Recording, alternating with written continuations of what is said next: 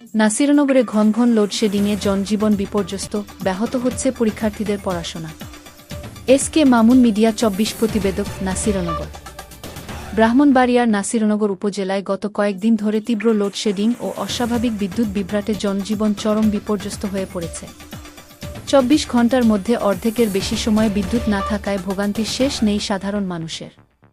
বিশেষ করে চলমান পরীক্ষার্থীদের পড়াশোনা মারাত্মকভাবে ব্যাহত হচ্ছে। Staff reporter M A. মামুন।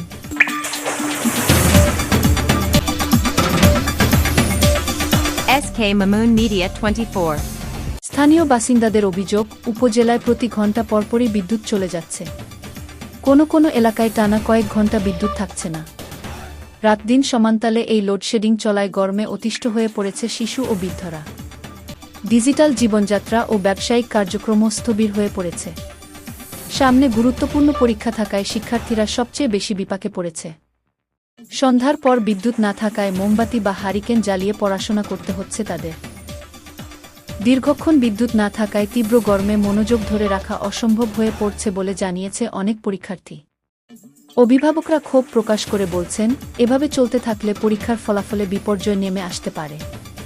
বিদ্যুৎ বিভ্রাটের বিষয়ে স্থানীয় বিদ্যুৎ অফিসে যোগাযোগ করা হলে কর্মকর্তারা জানান, বর্তমানে ঝড় তুফান ও প্রাকৃতিক দুর্যোগের কারণে সঞ্চালন লাইনে সমস্যা সৃষ্টি হচ্ছে।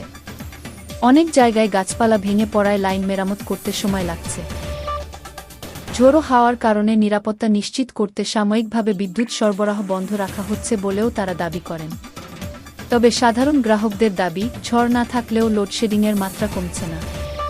দ্রুত এই সমস্যার সমাধান করে বিশেষ করে শিক্ষার্থীদের স্বার্থে নিরবচ্ছিন্ন বিদ্যুৎ সরবরাহ নিশ্চিত করার জন্য ঊর্ধ্বতন কর্তৃপক্ষের হস্তক্ষেপ কামনা করেছেন এলাকাবাসী।